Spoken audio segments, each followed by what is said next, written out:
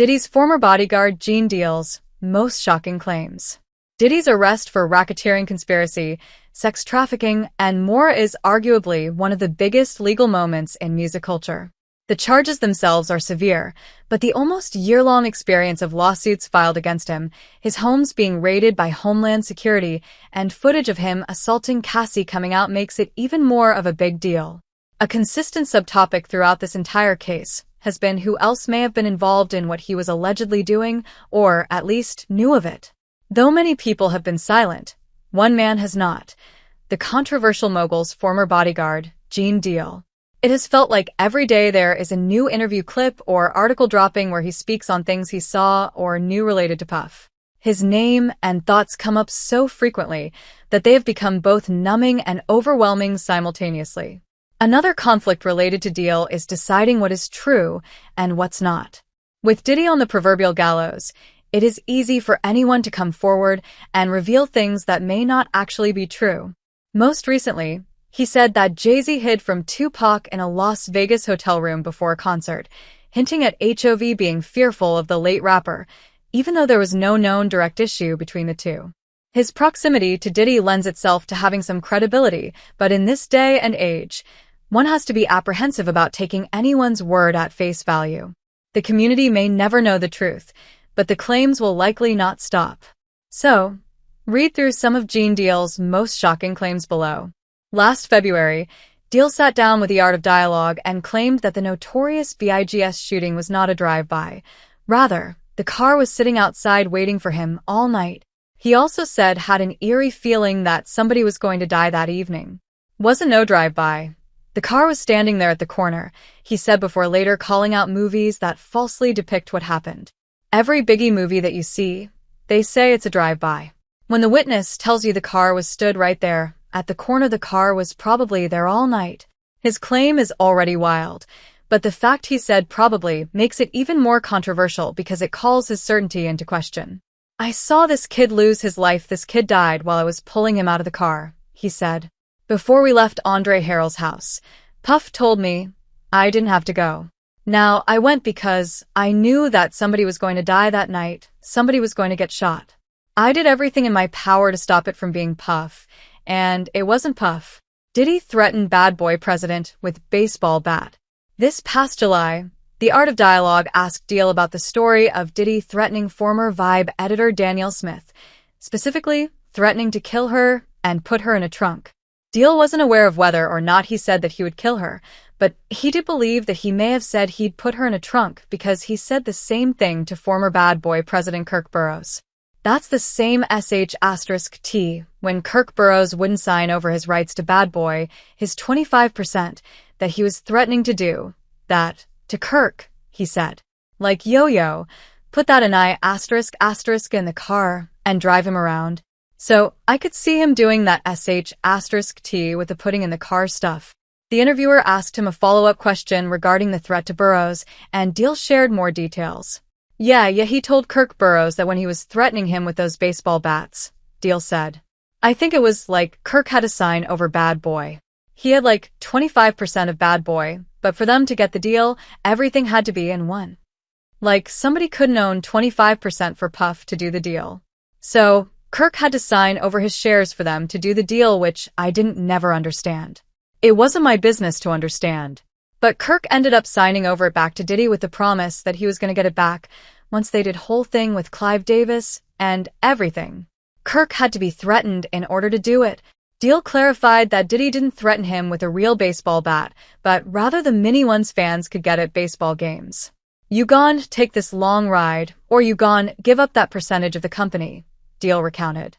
Kim Porter's casket was ordered 2 months before she died. Kim Porter, Diddy's ex-girlfriend, passed away from what was reported to be lobar pneumonia in 2018. However, over the years, many people have speculated that Puff may have had a hand in her death. That speculation increased when he was arrested. Gene Deal offered some startling information about the couple in an interview with The Art of Dialogue. He highlighted how allegedly her death was never investigated, her body was never examined in the bed where she died, all of her electronic devices were missing, and she had received a massage shortly before passing despite being reported to have pneumonia. The biggest claim, though, was perhaps the most shocking thing Danyel has ever said. Some people even said that her casket was ordered 2 months before she died. I don't believe that.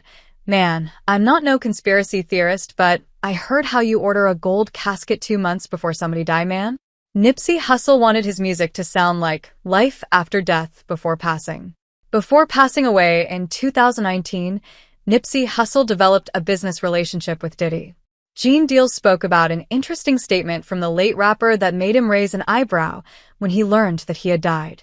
"You got to watch what you say to these demons," he told The Art of Dialogue before telling a story of how Puff picked up a dove and it fell straight to the ground as if it was dead. He eventually got back on track and spoke about how he didn't know Nipsey well, but knew what he was doing in his community. The music that he was putting out, that I could say based on conversations that I heard him speak, that the man was spiritually connected, he said. He was a child of God. He had got in front of Puffy one time, and he told Puff that he was putting out this music, and I guess Puff was helping him in some kind of way. He said, "I need my music and my albums to have the same feel of that life after death, like Biggie's album." Danyel got very animated in reiterating that the feel came from the fact that the notorious Biggie got murdered, which made his music and the album title feel a bit more eerie, but also sell incredibly well. Danyel was asked if it was a good idea for Nipsey to start working with Diddy, and he was confused as to why he would work with him when he was already doing a good job with the team that he had. Somebody convinced him that that would be a good look for him, he said. But no disrespect, he got what he asked for. Diddy abused Usher to the point where he needed to go to the hospital. Usher has been regularly cited as having lived with Diddy for some time, so when the allegations came up over the last year, people began to question if he was affected by any of what the controversial mogul allegedly did to women or even men. Danyel spoke to The Art of Dialogue and shared a troubling claim. Danyel claimed that he didn't know who Usher was, but heard via an offhand conversation that he was sent to the hospital. "Puff sent this little kid to the hospital," he recounted. "How he sent him to the hospital? Man, and was bleeding from the butt, and that's what was said.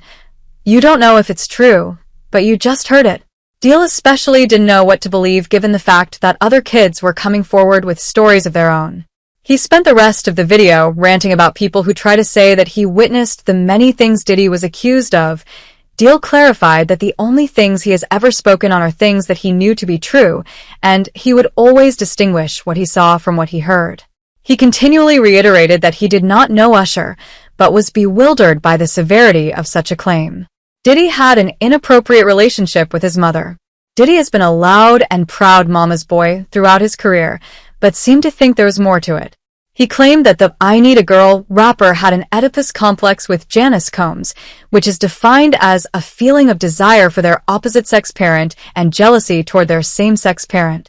It was especially interesting because he had a long history of mistreating her, according to his interview with. "This is the same dude, bro, that used to disrespect his mother," Danyel said, revealing that former bad boy President Kirk Burrowes once claimed to see Puff slap his mother. "I seen the love now they have for each other only on film or camera, YouTube or Instagram or whatever they were showing. I don't know how many dudes do kiss their mother in their mouth when they are 50, 60 years old. That's them, that's their whole thing." He pointed out how Janice Combs often wore white nail polish, which was something Cassie pointed out in her lawsuit. He went a step further and said she influenced his illegal activity because she ran a prostitution ring which was hidden and branded as a modeling agency. Instead of being his friend, she should have checked Diddy's *** when he was allegedly doing all that dirty **T, he asserted. Politicians are in Diddy's freak off videos. Danyel spoke with The Art of Dialogue about how Diddy's civil lawsuits and the ensuing raids were bigger than just him. He reminded viewers that while Puff was being investigated, Eric Adams and other New York City politicians were also being looked into. They turn around and give him the key to the city. "All the mayor's people that he brought on here in New York City are all resigning," he said. "People ain't gone tie this together, but if you look at it, you have to say because of Mayor Adams and his relationship with Diddy, it brought on the Southern District of New York to start investigating Diddy on civil lawsuits that was put against him. 'Cause the feds are going after all these politicians in New York City." The interviewer stated that he was aware of the feds saying they plan to pursue anyone who was involved in the alleged freak-offs that they had on camera. "I think they're not telling the whole truth," Danyel said. "The truth behind Diddy's Last Train to Paris album title Diddy and Don Richard had a complex relationship. He handpicked her to join his group Donity Kane, which dissolved after 2 albums. He then kept her around to join Dirty Money, and together they released his popular 2010 album Last Train to Paris.